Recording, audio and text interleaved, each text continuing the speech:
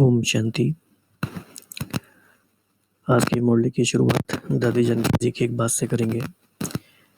उन्होंने क्लास में शेयर किया कि एक बार उन्होंने बाबा से कहा कि बाबा मुझे लंबी आयु चाहिए। तो बाबा ने पूछा क्यों?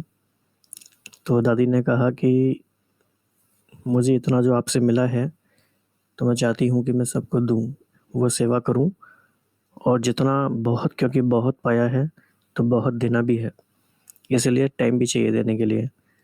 तो बाबा ने कहा यस ओके। तो ये बात हमें समझनी है कि सर्विस, सेवा का जो सब्जेक्ट है ये बहुत वाइडर सब्जेक्ट है, प्रोफाउंड सब्जेक्ट है। सेवा का बहुत गहराई है, सेवा की बहुत विस्तार है। अगर एक शब्द में कहें तो क्या बनना है? मास्टर विधाता बनना है।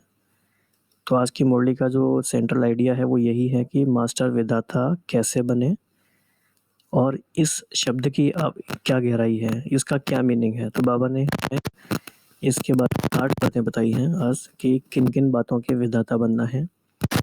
और इन सारी बातों की बहुत इन डेप्थ चेकिंग के लिए हमें 16 क्वेश्चंस दिए हैं।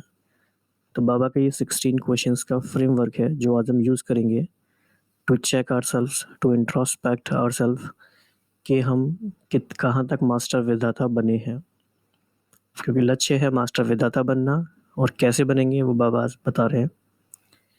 तो आज की मुरली बहुत इम्पॉर्टेंट है, बहुत ध्यान से सुननी है।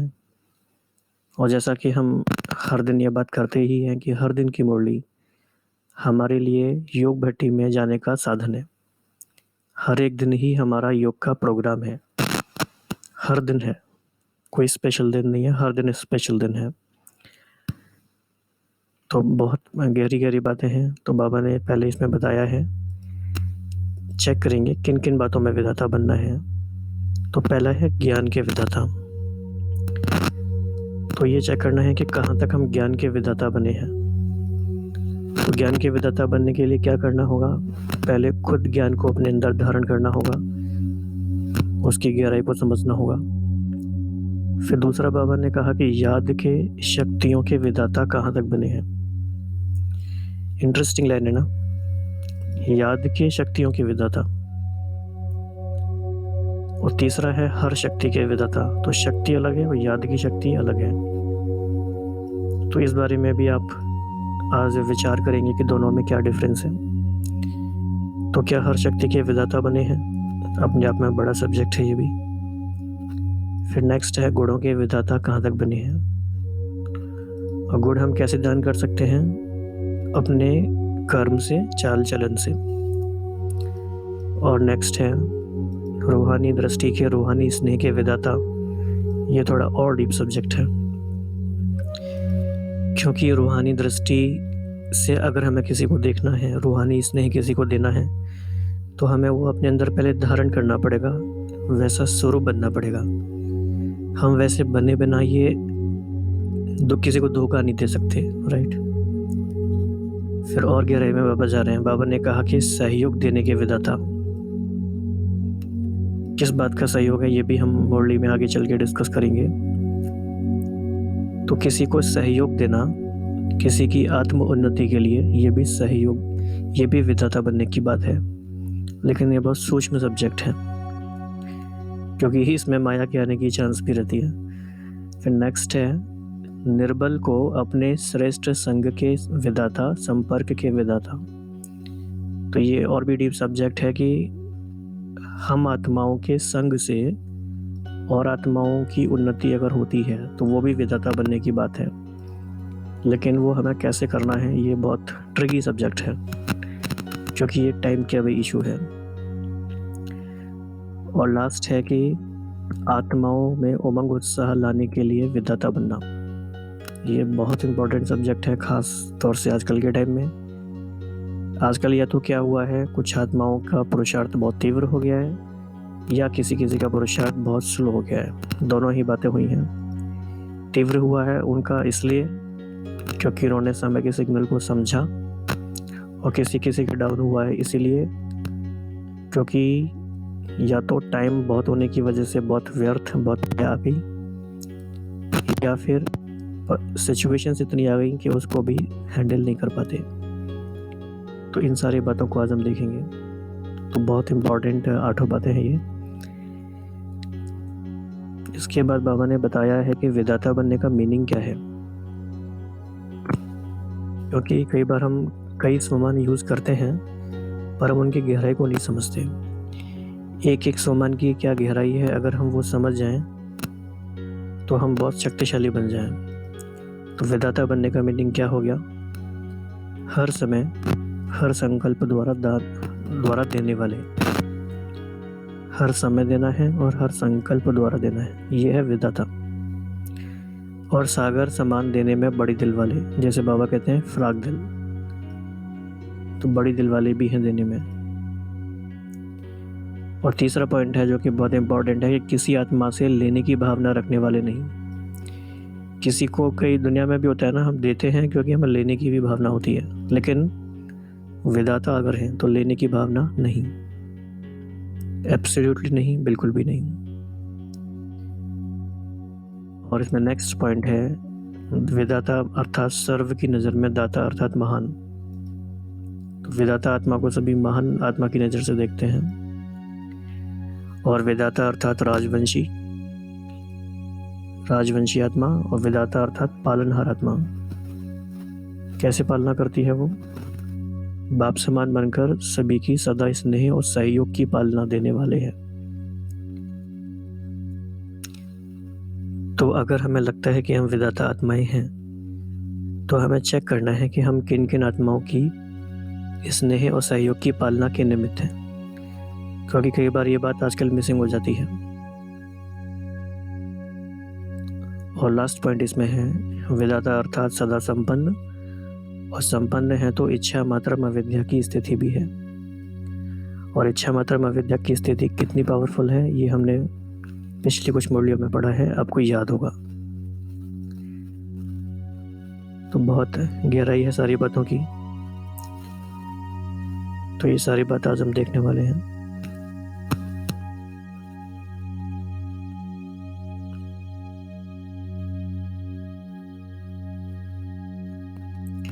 बाबा कई बार जैसे कहते हैं ना कि मैं तुम्हें गोहे से गोहे राज विद्या सिखाता हूँ, गहरे से गहरा ज्ञान देता हूँ।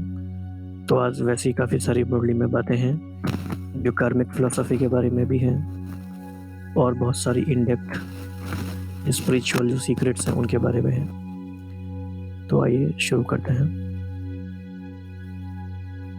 ओम शांति।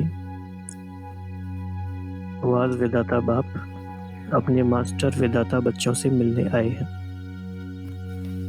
विधाता बाप हर बच्चे के चार्ट को देख रहे हैं।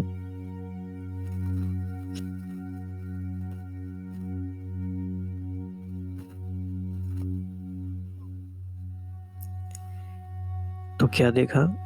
विधाता द्वारा मिले हुए खजानों में से कहां तक विधाता समान मास्टर विधाता बने हैं। बाबा ने 9 क्वेश्चंस पूछे हैं 1 by 1 in a row sequence में।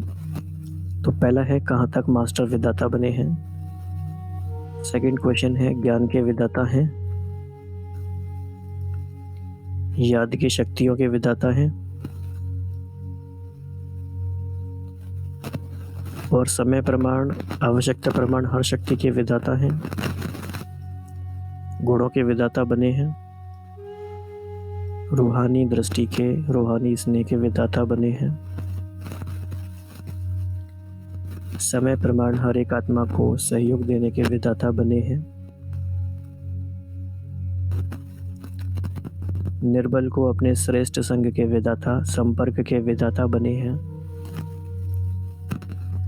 और अप्राप्त आत्माओं को तृप्त आत्मा बनाने के उमंग उत्साह के विधाता बने हैं। किस बात का उमंग उत्साह? अप्राप्त आत्माओं को तृप्त आत्मा बनाने का, राइट। तो यह चार्ट हर मास्टर विधाता का देख रहे थे।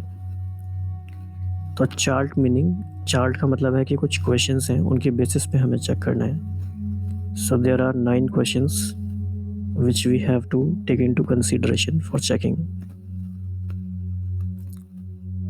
तो इन सारे क्वेश्चंस को आपको डीपली पूरे दिन भर बहुत गहराई से चेक करना है। नोट करने के बाद आप इसका फ़ोटो ले सकते हैं, तो आपको दिन भर याद रहेगा ये,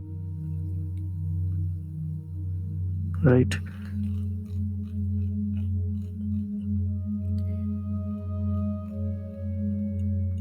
तो विधाता अर्थात हर समय हर संकल्प द्वारा देने वाले, विधाता अर्थात फराग दिल, सागर समान देने में बड़ी दिल वाले, विधाता अर्थात सिवाय बाप के किसी और आत्मा से लेने की भावना रखने वाले नहीं, बाप से सिर्फ लेना है, बाकी सबको देना है। तो सदा देने वाले, अगर कोई रूहानी स्नेह सहयोग देते भी हैं तो एक के बदले में पदम गुणा देने वाले, जैसे बाप लेते नहीं देते हैं। अगर कोई बच्चा अपना पुराना कफन देता भी है, उसके बदले में इतना देता है जो लेना देने में बदल जाता है।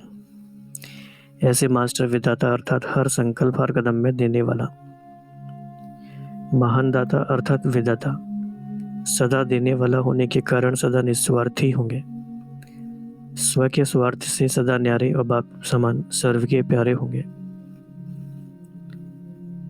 और ऐसी विधाता आत्मा के प्रति स्वतः ही सर्व का रिगार्ड का रिकॉर्ड होगा। विधाता स्वतः ही सर्व की नज़र में दाता अर्थात महान होंगे।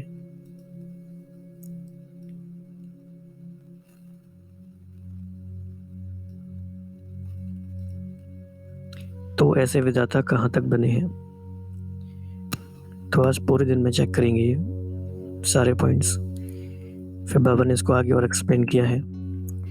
विधाता अर्थात राजवंशी, क्योंकि राजा का ही ये संस्कार है देने का, तो राजवंशी माना देने के संस्कार।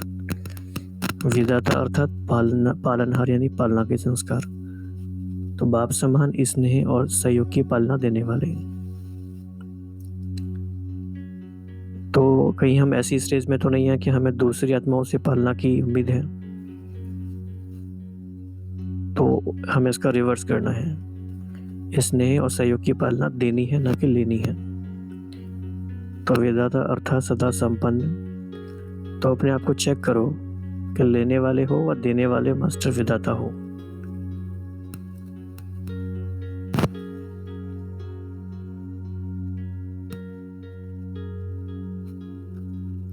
तो अभी समय प्रमाण मास्टर विधाता का पाठ बजाना है, क्योंकि समय की समीपता है अर्थात बाप समान बनना है। अब तक भी अपने प्रति लेने की भावना वाले होंगे तो विधाता कब बनेंगे। अभी देना ही लेना है, जितना देंगे उतना स्वतः ही बढ़ता जाएगा। किसी भी प्रकार के हद की बातों के लेवता नहीं बनो।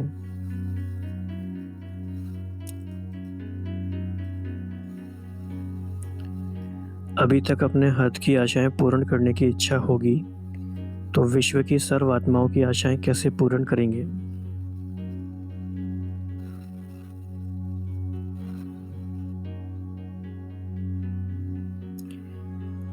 तो कैसी इच्छाएं होती हैं, थोड़ा सा नाम चाहिए, मान चाहिए, रिगार्ड चाहिए, स्नेह चाहिए, शक्ति चाहिए। अब तक स्वार्थी अर्थात स्व के अर्थ या इच्छा रखने वाले होंगे तो इच्छा मात्र अविद्या की स्थिति का अनुभव कब करेंगे। तो ये वाला मंत्र हमें फिर से याद दिलाना है अपने आप को कि मैं इच्छा मात्र अविद्या स्थिति वाली आत्मा हूँ और मुझे किसी से भी कुछ भी नहीं चाहिए। ये लाइन हमें मंत्र की तरह बिल्कुल याद रहनी चाहिए और हर घंटे एक बार स्मृति में गहराई से आए, मुझे किसी से भी कुछ भी नहीं चाहिए। और जब हम ये लाइन कह रहे हैं तो हमें डीपली चेक करते जाना चाहिए कि अभी हमारी लिस्ट में क्या क्या है जो हमें चाहिए और कैसे कैसे उसको हम डिलीट करते जाएं कि वो हमें नहीं चाहिए। किसी से स्नेह भी नहीं चाहिए, किसी से शक्ति भी नहीं चाहिए। दिस इज इम्पोर्टेंट, क्योंकि यह हद की इच्छाएं कभी भी अच्छा बनने नहीं देंगी। यह इच्छा भी रॉयल भिखारीपन का अंश है। रॉयल भिखारीपन का अंश है। कहेंगे कि शक्ति चाहिए और तो कुछ नहीं चाहिए, लेकिन ये भी रॉयल भिखारीपन है। हमें शक्ति किसी से क्यों चाहिए? हम तो मास्टर सर्वशक्तिवान हैं, स्वयं अधिकारी हैं और सर्वशक्तिवान के साथ कंबाइंड है, तो हमें किसी से कुछ भी नहीं चाहिए। और अधिकारी के पीछे ये सब बातें स्वतः ही आगे आती हैं। अगर हम अधिकारी बनते हैं तो ये सब बातें हमारे आगे खुद ही आ जाती हैं। चाहिए चाहिए का गीत नहीं गाते, मिल गया बन गया यह गीत गाते हैं। तो कौन सा गीत है हमारा? मिल गया बन गया। बेहद के विधाता के लिए यह हद की आशाएं व इच्छाएं स्वयं ही परछाई के समान पीछे पीछे चलती हैं। ये भी एक बहुत बड़ा सीक्रेट है, और जिनको ये अनुभव होता है वो इस बात के महत्व को जानते हैं कि जैसे ही हमारी इच्छा मात्रमा विद्या की स्थिति बनती है तो सारी हद की प्राप्तियां स्वयं ही परछाई के समान पीछे पीछे आती हैं। तो जब गीत गाते हो पाना था वह पा लिया, फिर यह हद के नाम मान शान पाने कैसे रह जाता है? नहीं तो गीत को बदली करो। तो बाबा ये भी हमारे संग एक अच्छा खेल खेलते हैं। बाबा कहते नहीं तो गीत बदली करो। आप ऐसा क्यों कहते हो? तो फिर एक और बड़ी बात, काफी गहरी बात है ये। जब 5 तत्व भी आप विधाता के आगे दासी बन जाते हैं, प्रकृति जीत मायाजीत बन जाते हो, उसके आगे यह हद की इच्छाएं ऐसी हैं जैसे सूर्य के आगे दीपक। जब सूर्य बन गए तो इन दीपकों की क्या आवश्यकता है? तो इतना सम्मान मिलने के बाद, भगवान के गोद में डायरेक्ट आने के बाद, मास्टर सर्वशक्तिवान बनने के बाद, अगर हमारी कभी ये इच्छा हो जाती है कि हमें मान शान मिले, तो ये पहले तो बहुत फनी सिचुएशन है कि ऐसा हो भी कैसे सकता है। और ऐसा हो जाता है तो याद रखना चाहिए कि जब सूर्य बन गए तो इन दीपकों की क्या आवश्यकता है? How does that even matter? वो बिल्कुल ही मैटर नहीं करता। तो चाहिए की तृप्ति का आधार है, जो चाहिए वो ज़्यादा से ज़्यादा देते जाओ। मान दो, लो नहीं। रिगार्ड दो, लो नहीं। नाम चाहिए तो बाप के नाम का दान दो, तो आपका नाम स्वतः ही हो जाएगा। देना ही लेने का आधार है। तो ये भी एक स्पिरिचुअल प्रिंसिपल है कि देना ही लेने का आधार है। तो जैसे भक्ति मार्ग में ये रस्म चली आई है, कोई भी चीज़ की कमी होगी तो प्राप्ति के लिए उसी चीज़ का दान कराते हैं, तो वह देना लेना हो जाएगा। ऐसे आप भी दाता के बच्चे, देने वाले देवता बनने वाले हो। आप सबकी महिमा देने वाले देवा, शांति देवा, संपत्ति देवा कहा करते हैं, लेवा कह की महिमा नहीं करते। तो आज यह चार्ट देख रहे थे कि देवता बनने वाले कितने हैं और लेवता कितने हैं।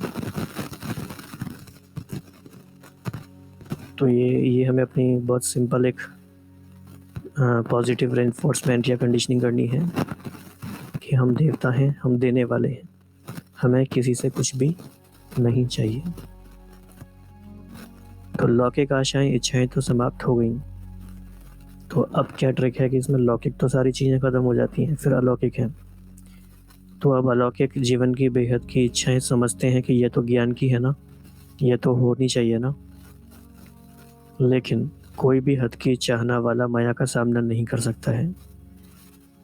मांगने से मिलने वाली यह चीज़ ही नहीं है। तो हम ऐसी चीज़ों को क्यों चेज़ कर रहे हैं जो मांगने से मिलती ही नहीं है? वो लॉ ही नहीं है, वो मांगने से मिल ही नहीं सकती। कोई को कहो मुझे रिगार्ड दो या रिगार्ड दिलाओ, मांगने से मिले यह रास्ता ही रोंग है, तो मंजिल कहाँ से मिलेगी? तो हमें ये अपने आप को अच्छे से समझाना है, प्रोग्रामिंग करनी है कि इट इज़ नॉट पॉसिबल। इसीलिए मास्टर विधाता बनो तो स्वतः ही सब आपको देने आएंगे। तो शान मांगने वाले परेशान होते हैं, इसीलिए मास्टर विधाता की शान में रहो। मेरा मेरा नहीं करो, सब तेरा तेरा। आप तेरा करेंगे तो सब कहेंगे तेरा तेरा। तो ये बहुत ही इंटरेस्टिंग बात है और ये बहुत ही अच्छा स्पिरिचुअल सीक्रेट है। अगर हम मेरा मेरा करेंगे तो बाकी सब भी कहेंगे नहीं फिर मेरा। हम कहेंगे सब तेरा तेरा, यानी कि बाबा का, तो आप तेरा करेंगे तो सब कहेंगे कि तेरा तेरा। तो मेरा मेरा कहने से जो आता है वह भी गंवा देते। क्यों? क्योंकि जहाँ संतुष्टता नहीं वह प्राप्ति भी अप्राप्ति के समान है, और जहाँ संतुष्टता है वहाँ थोड़ा भी सर्व समान है। तो तेरा तेरा कहने से प्राप्ति स्वरूप बन जाएंगे। इसके लिए बाबा ने एक बहुत अच्छा एग्जाम्पल दिया है, बहुत ही प्यारा एग्जाम्पल है, और इसको बहुत गहराई से समझना भी है। जैसे यहाँ गुंबद के अंदर आवाज़ करते हो तो वही आवाज़ वापस आता है, ऐसे इस बेहद के गुंबद के अंदर, बेहद का गुंबद माना पूरा संसार, इसके अंदर अगर आप मन से मेरा कहते हो तो सबकी तरफ से वही मेरा का ही आवाज़ सुनते हो। किसको कहते हैं मेरा? बाबा को। आप भी कहेंगे मेरा, वह भी कहेगा मेरा। तो ये बहुत ही अच्छा बाबा ने एग्जाम्पल दिया। इसीलिए जितना मन के स्नेह से, मतलब से नहीं, तेरा कहेंगे उतना ही मन के स्नेह से आगे वाले आपको तेरा कहेंगे। तो इस विधि से मेरे मेरे की हद को हद बेहद में परिवर्तन हो जाएगी, और लेवता के बजाय मास्टर विदाता बन जाएंगे। तो इस वर्ष यह विशेष संकल्प करो कि हमें सदा मास्टर विदाता बनना है। तो ये मुरली का टाइटल था कि नए वर्ष का विशेष संकल्प क्या है? मास्टर विदाता बनना है। तो 8 बातों में बनना है, वो हमने चेक किया। फिर बाबा ने कुछ ग्रुप्स के संग मुलाकात की है। तो सदा मास्टर विदाता, सभी सदा मास्टर विदाता, सदा सर्व को देने की भावना में रहने वाले, देवता बनने वाले, सदा तेरा तेरा का गीत गाने वाले, सदा अप्राप्त आत्माओं को तृप्त करने वाले, संपन्न आत्माओं को विदाता वरदाता बाप दादा का याद प्यार और नमस्ते। हम सभी बच्चों का विदाता बाप को हमें मास्टर विदाता बनाने के लिए बहुत बहुत धन्यवाद और नमस्ते। इसके अलावा इस मुरली में बाबा ने टीचर्स के संग मुलाकात की है, जिसमें कि बाबा ने सेवा का बहुत गहराई से महत्व बताया है कि सेवा से क्या क्या होता है। इसके कुछ पॉइंट्स हम देख लेते हैं। ये इसलिए भी इम्पॉर्टेंट है क्योंकि जो मास्टर विदाता बनने की बात है वो इसके संग कनेक्टेड है, इसलिए उस मुरली का ये एक्सटेंशन ही है। तो विदाता बनने से अर्थात सेवाधारी, सेवा करने से स्वयं भी शक्तिशाली बनते हैं और दूसरों में भी शक्ति भरने के निमित्त बनते हैं। तो डबल बेनिफिट है विदाता बनने का या सेवाधारी बनने का। और कमाल की बात यह है कि दूसरे की सेवा करने से पहले अपनी सेवा करनी होती।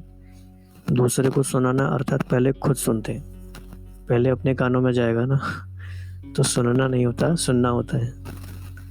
तो सेवा से डबल फायदा होता है, अपने को भी और दूसरों को भी। तो सेवा में बिजी रहना अर्थात सहज मायाजीत बनना। तो ये भी बात हमें याद रखनी है, ये स्वयं के कल्याण के लिए अच्छा बंधन है। फिर बाबा ने कहा कि सेवाधारी माला में सहज आ सकते हैं क्योंकि सहज विजयी है, तो विजयी विजय माला में आएंगे। तो बाबा ने कहा इन सारी बातों को चेक करना कि ऐसी सेवा की अनुभूति हो रही है। फिर बाबा ने कहा कि आप बीमार हो, कोई भी उलझन है, तो भी क्या है, सेवा खुशी में न जाने वाली है, बीमार को तंदुरुस्त बनाने वाली है। इसलिए बाप दादा सेवाधारियों को सदा श्रेष्ठ संबंध से देखते हैं, क्योंकि सेवा के लिए त्यागी तपस्वी तो बने हैं ना। त्याग और तपस्या को देख बाप दादा सदा खुश हैं।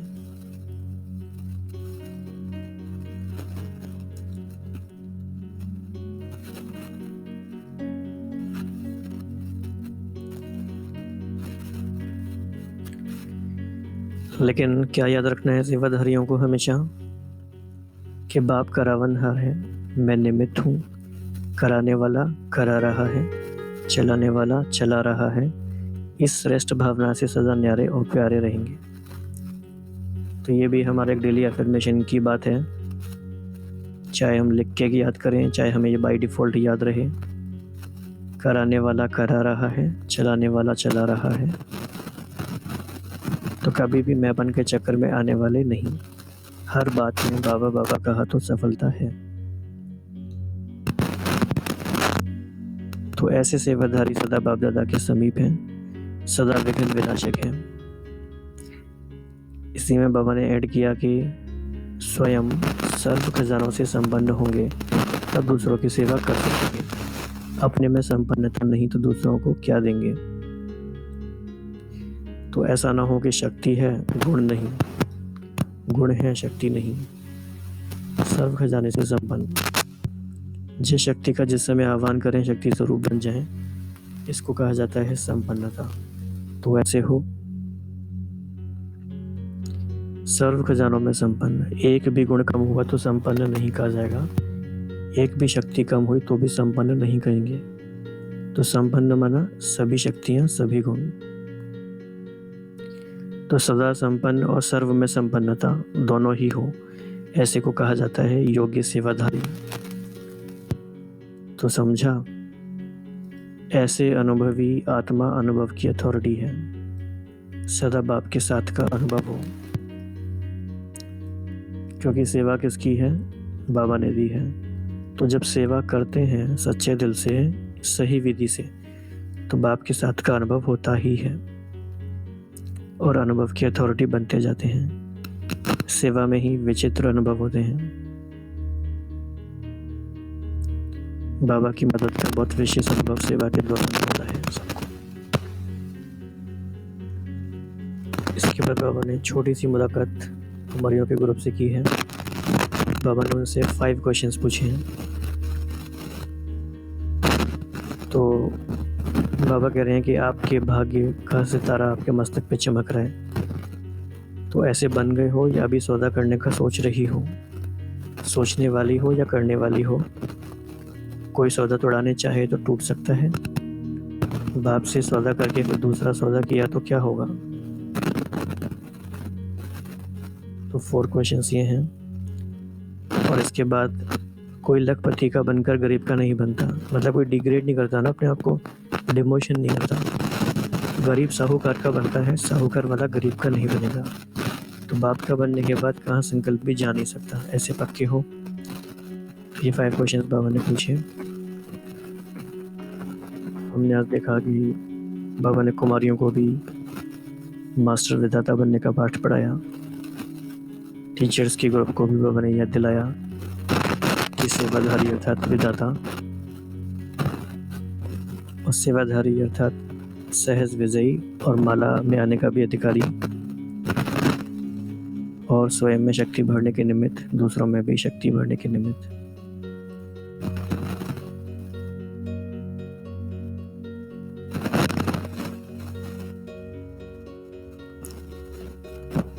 और हमने तेरा और मेरा इन सारी बातों का स्पिरिचुअल सीक्रेट समझा। हम कहेंगे तेरा तो उधर से भी बाबा कहेंगे तेरा।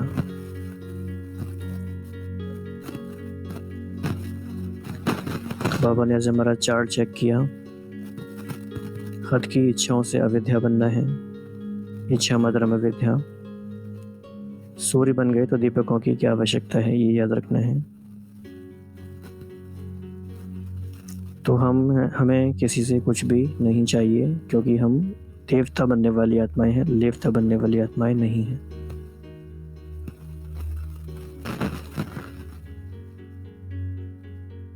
इन सारी बातों पे थोड़ा सा रिफ्लेक्शन करेंगे आप। विधाता अर्थात क्या।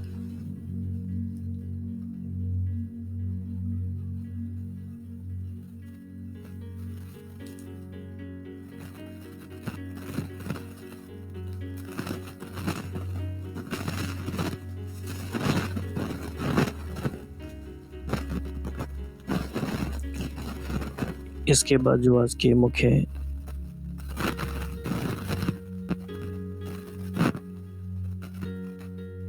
जो क्वेश्चंस हैं रिफ्लेक्शन करेंगे और इन डेप्थ चेकिंग करेंगे अभी नेक्स्ट 2-3 मिनट्स में। और दिन भर भी चेक करते रहेंगे कि कहाँ तक हम मास्टर विधाता बने हैं और इस कमी को हमें कैसे भरना है। ओम शांति।